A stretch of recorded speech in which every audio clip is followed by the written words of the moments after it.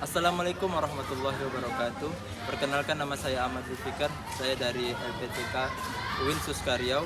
Saya akan menampilkan video uji kinerja PPG batch ketiga tahun 2025 di kelas 3 SDN 112 Pekanbaru. Selamat menyaksikan. Bismillahirrahmanirrahim. Assalamualaikum warahmatullahi wabarakatuh.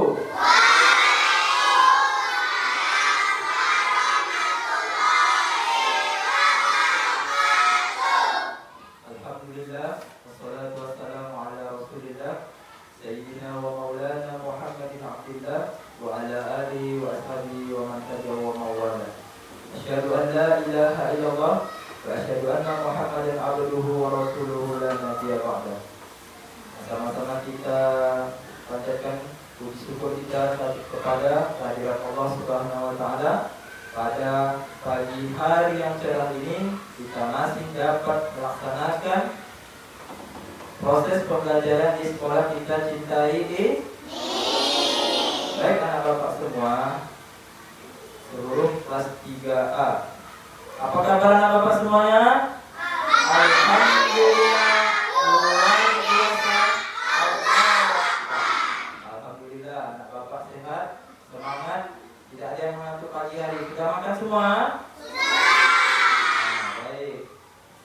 Baik anak bapak semua, pada pagi hari ini kita akan belajar tentang surat Al-Alaq. Sebelum kita belajar, mari kita siapkan terlebih dahulu ya.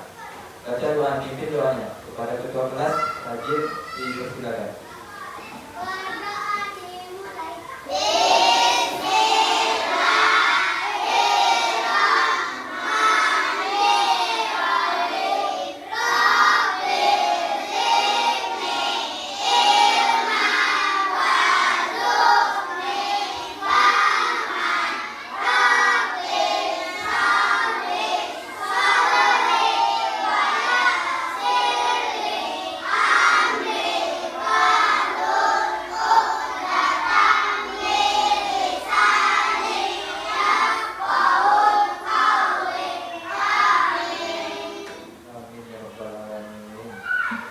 Baik, sebelum kita proses pembelajaran, mari bapak absen dulu ya kehadirannya.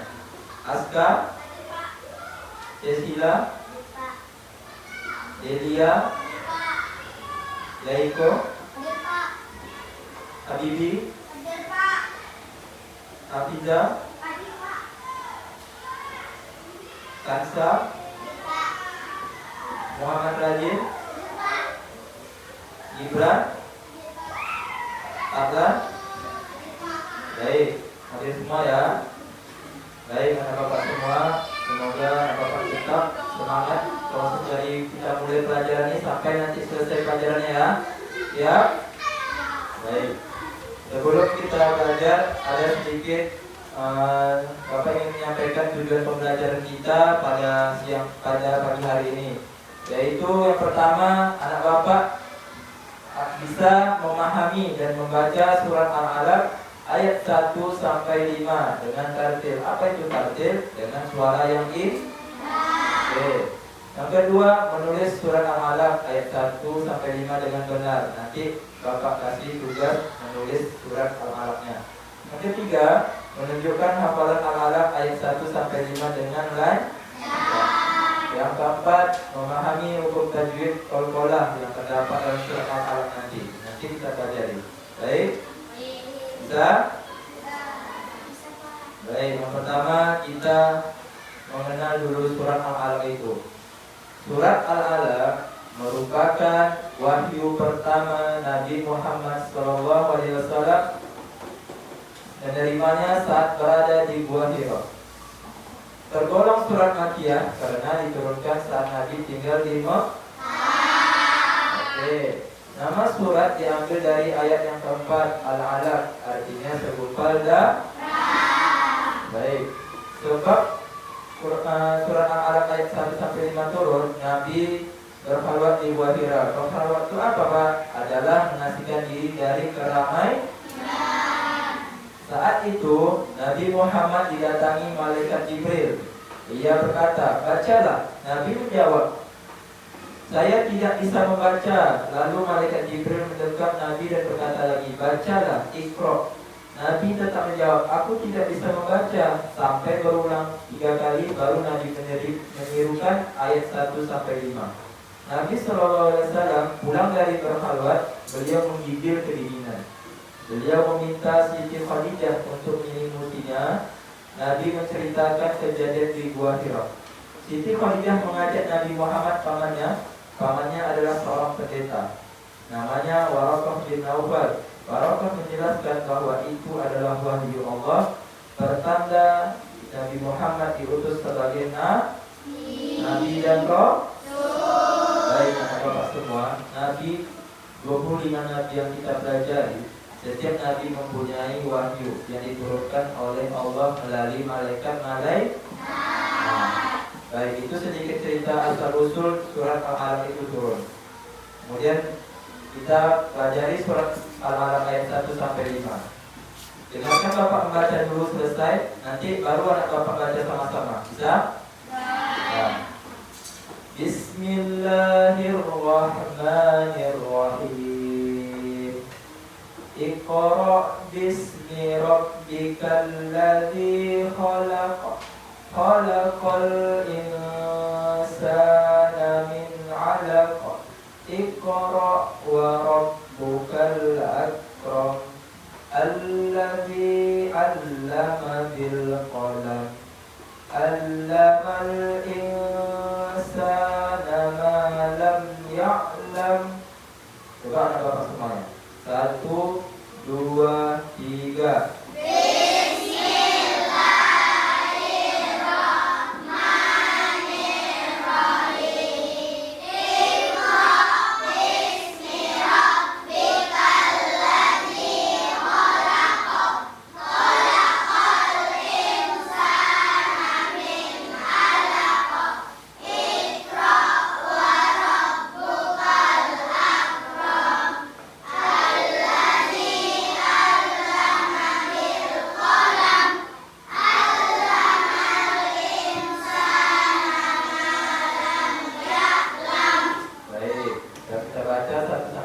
Kita pahami artinya per ayat. Pertama yang berbunyi Iqra bismi rabbikal ladzi khalaq. Bacalah dengan menyebut nama Tuhanmu yang mencipta. Jadi pada masa Nabi Muhammad tadi di Gua Hira, ketika malaikat Jibril menyampaikan wahyu, Iqra, bacalah. Malaikat Jibril itu tak pakai bahasa Indonesia, nak. Dia pakai bahasa Arab, bahasa Al-Qur'an. Iqra, dengan bacalah dengan menyebut nama Tuhanmu yang cipta. Itu ajaran pertama Nabi Muhammad, malaikat Jibril kepada Nabi Muhammad. Yang kedua, khalaqal insana min 'alaq. Dia telah menciptakan manusia dari segumpal darah. Penciptaan manusia itu asal mulanya adalah dari segumpal darah. Dalam surat Al-Alaq itu dijelaskan. Tadi kita kalau sudah membaca Al-Quran, bacalah dengan menyebut nama Tuhan. Anak Bapak semuanya, apa segala sesuatu yang anak Bapak lakukan, baca Bismillah enggak? Apa arti Bismillah? Bismillahirrahmanirrahim, dengan menyebut nama Tuhan, dengan nama Allah yang Maha Pengasih lagi Maha Penyayang. Ayat yang kedua menceritakan penciptaan manusia dari segumpal darah. Yang ketiga diperintahkan lagi, Iqra wa rabbukal akram. Bacalah dan Tuhanmu lah yang Maha Mulia. Kita disuruh membaca dan kemudian kita disuruh untuk memuji itu, karena Allah itu Maha Mulia.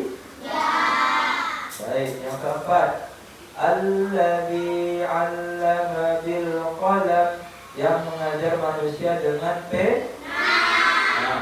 Zaman dulu pada masa Nabi Muhammad dulu ada pena lagi, sekarang ada pensil belum ada. Dulu kan orang zaman dulu zaman batu, tulisnya pakai apa Pak?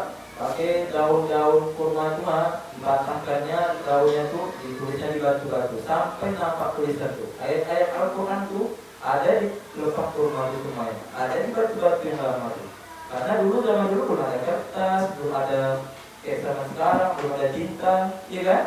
Nah, maka dia adakan dengan pena. Bahasanya itu pena, kolak dengan tulisan. Karena setiap anak bapak belajar, kalau lupa pasti ditulis, ya enggak? Kalau pasti bapak guru atau ibu gurunya sudah dihafal, ditulis ya nak, biar ingat. Nah nanti kalau misalkan anak bapak tulis, pasti ingat lagi kemarin apa yang lupa. Nah, dengan anak bapak tulis di tulisan itu pasti ingat, ya enggak? Karena tulisan tak pernah hilang, tak pernah lupa kita, ya kan? Baik, yang kelima, allamal insana ma lam ya'lam. Dia mengajarkan manusia apa yang tidak diketahuinya. Karena zaman dulu Nabi Muhammad kan belum tahu apa-apa, kita belum tahu apa-apa. Dengan kita belajar inilah kita dapat ilmu. Karena bapak zaman dulu belum tahu bacanya, bagaimana tuh baca A, B, C, D, belum tahu, belajar dulu kan. Dengan kita belajar dikasih ilmu sama Allah. Dan kita dapat ilmu yang tidak diketahui. Nah, baik, itu sedikit tentang artinya surat Al-Alaq ayat 1 sampai 5. Nanti anak bapak suruh menghafal surat Al-Alaq ini ayat 1 sampai 5 bersama-sama ya. Nah, sebelum kita bapak beri tugas, ada materi yang keduanya tentang qalqalah. Tadi anak bapak juga disuruh untuk memahami hukum tajwid. Atau hukum tajwid salah satunya qalqalah. Baik. Menurut bahasa, qalqalah artinya adalah bantu. Ya. Sedangkan menurut istilah, qalqalah artinya gelombang atau pantulan suara dengan tiba-tiba sehingga suaranya terdengar terbalik dan terdengar memantul. Yang pertama, ada qalqalah qalqalah kubro artinya besar. Yang kedua, qalqalah sugro artinya kecil. Nah, ada 5 huruf qalqalah itu. Ba, jim, dal, qaf, to. Kalau kita singkat bisa dibilang baju di toko. Bisa?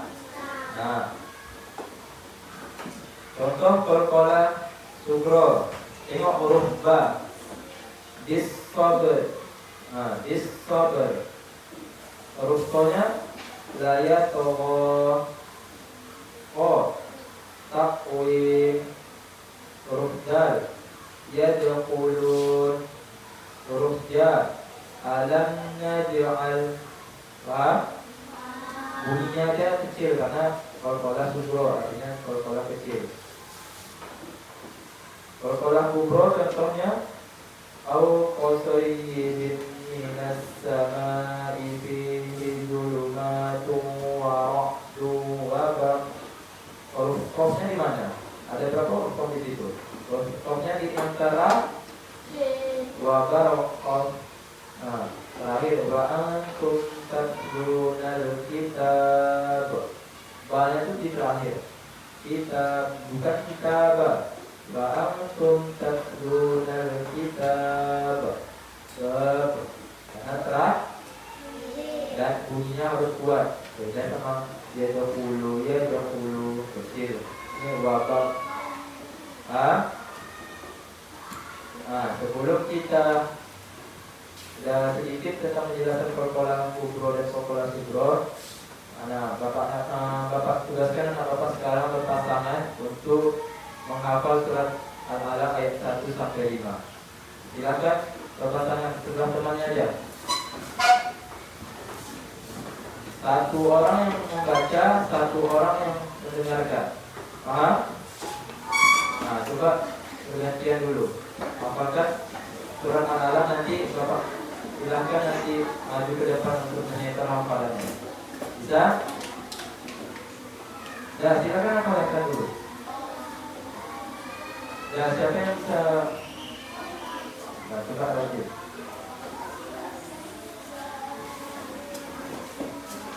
Nah, dengarkan aja ya. Kurang lagi, kita kan bicara.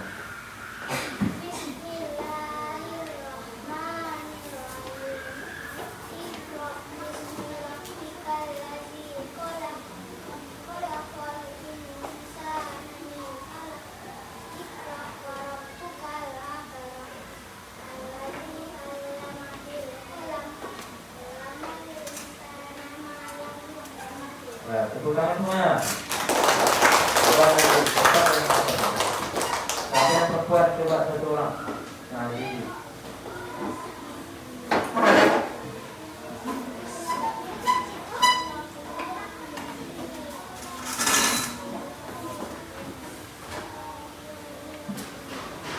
Besarkan suaranya lagi.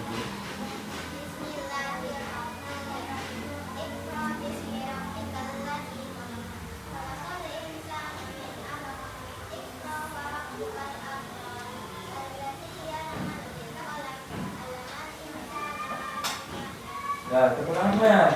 Coba. Baik, anak-anak semua. Dan bisa apa semuanya? Apa? Nah, coba baca sama-sama lagi. Bapak tutup ini ya. Biar Bapak lihat. Ya, coba 1, 2, 3.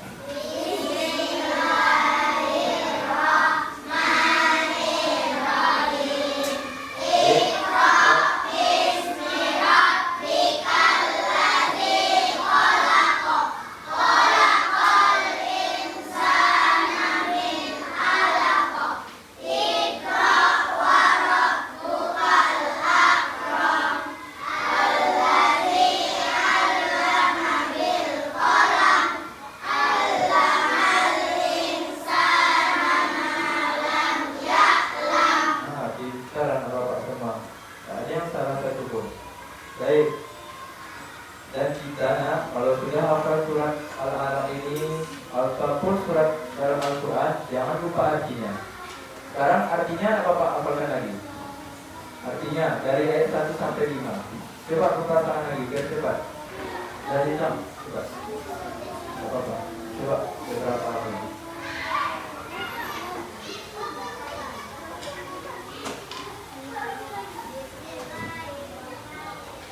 Kita pulang kita pulang.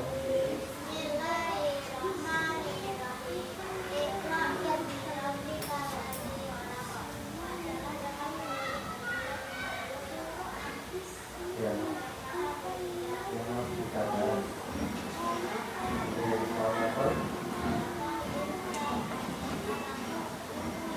Ya, telah. Ya. Putra warung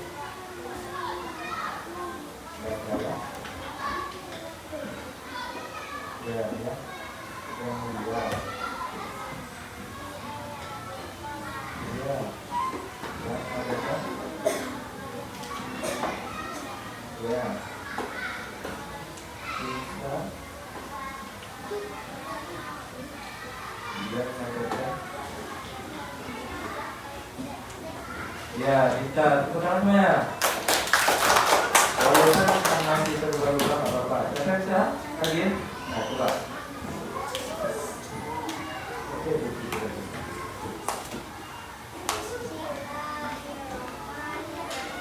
dengar dulu dengar anak bapak suaranya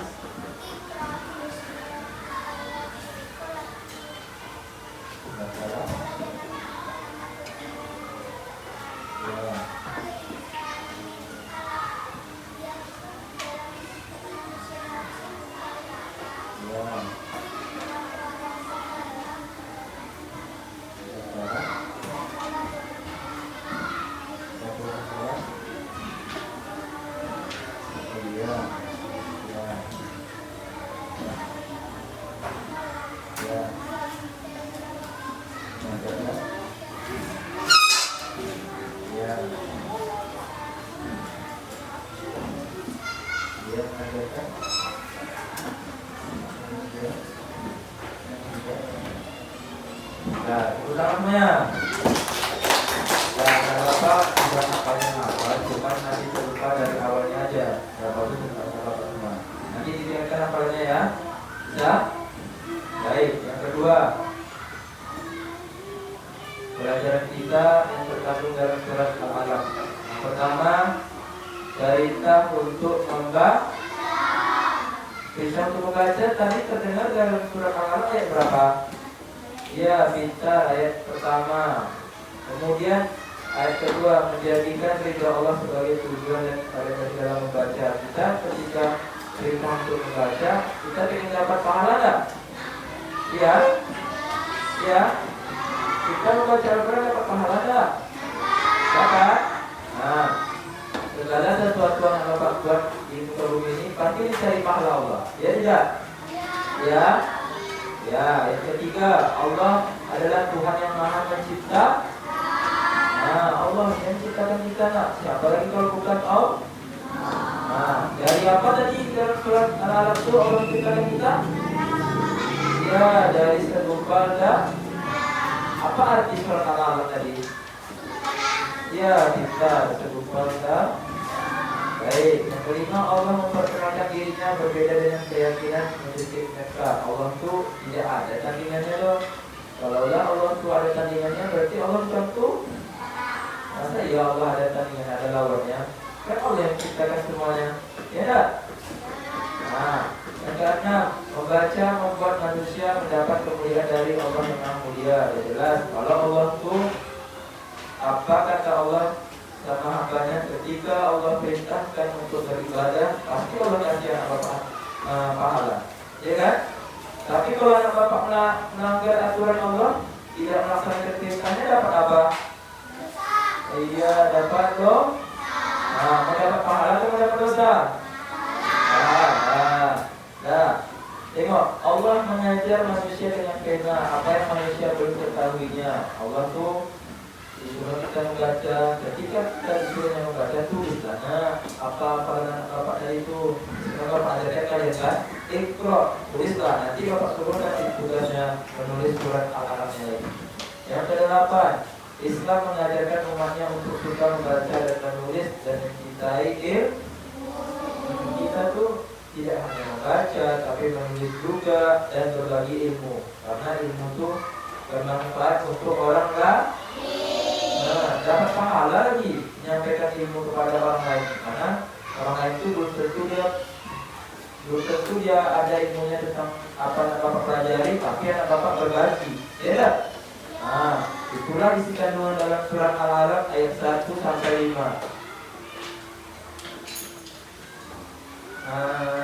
Baik, sebelum terakhir, bapak berikan tugas anak bapak semua. Tolong perhatikan dulu. Ini tugas anak bapak. Apa perintahnya? Salimlah ayat yang di atas. Jadi tulisan Arab ini surat Al-Alaq 1 sampai 5 ini. Anak bapak tulis di bawahnya ya. Ikutin tulisan yang di atas tuh, surat Al-Alaq tuh. Kalau anak bapak belajar untuk menulis surat Al-Alaq ini.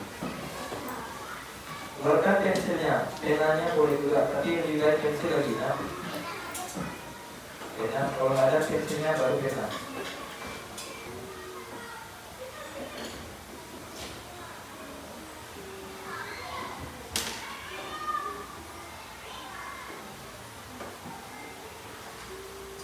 Namanya jangan lupa ya.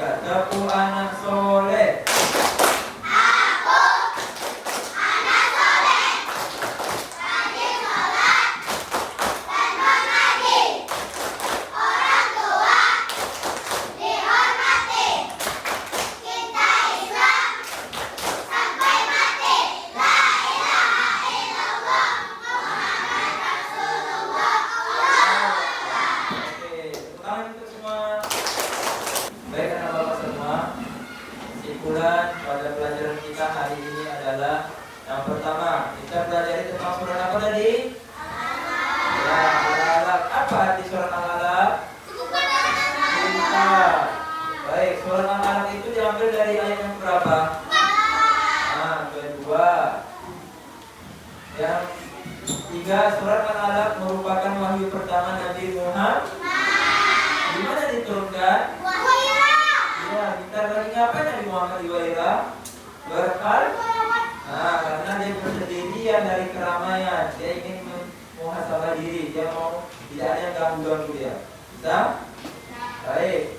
Yang kelima, surat Al-Alaq membawa perintah agar kita membaca.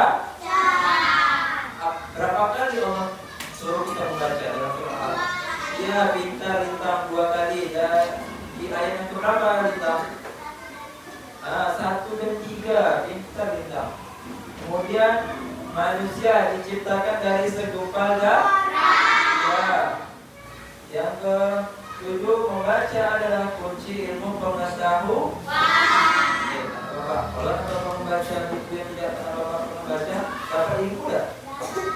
Baca buku kancil yang ini, dapat ilmu. Bapak, setiap kali Bapak baca buku apapun pasti dapat ilmu, tidak? Nah, baik, yang terakhir kita belajar hukum kolom-kolom tadi. Apa itu kolom-kolom?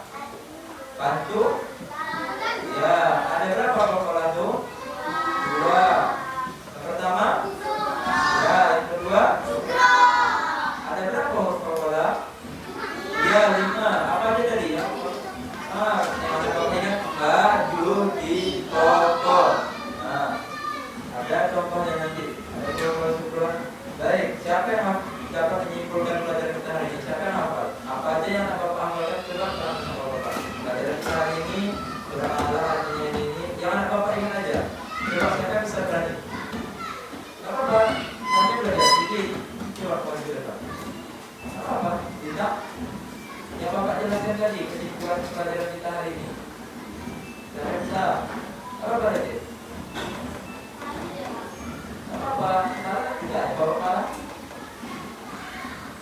Ya, baik Bapak. Kesimpulannya dari tadi sudah Bapak jelaskan. Semoga Bapak tetap sering-sering membaca Al-Quran dan mendapatkan paham. Yang akan membaca Al-Quran 1 ayat saja dapat pahala 10. Apalagi berapa ayat yang Bapak baca dalam Al-Quran. Tak terduga pahalanya kan. Jadilah anak yang soleh dan solehah, selalu berbakti kepada orang tua dan mendoakan kedua orang tua. Baik, pelajaran kita telah selesai. Semoga Bapak yang belajar terus dan rajin belajar, jangan pernah mengeluh, karena orang yang mengeluh nanti tidak pan. Teruslah belajar dan belajar, karena ilmu pengetahuan itu luas nak. Mau ilmu agama, mau ilmu IPA, mau ilmu sosial, semua ada kita pelajari. Dan tidak boleh kita hanya belajar agama saja. Dan guru olahraga tidak boleh, belajar olahraga tidak boleh, tak ada. Semuanya harus kita pelajari. Oke? Baik, kita tutup pelajaran kita pada hari ini dengan mengucapkan hamdalah. Alhamdulillahirabbil alamin. Baik, semoga Bapak sehat walafiat. Besok pelajaran kita tentang kisah Nabi Muhammad hijrah ke kota Madinah. Bapak harapkan Bapak semua baca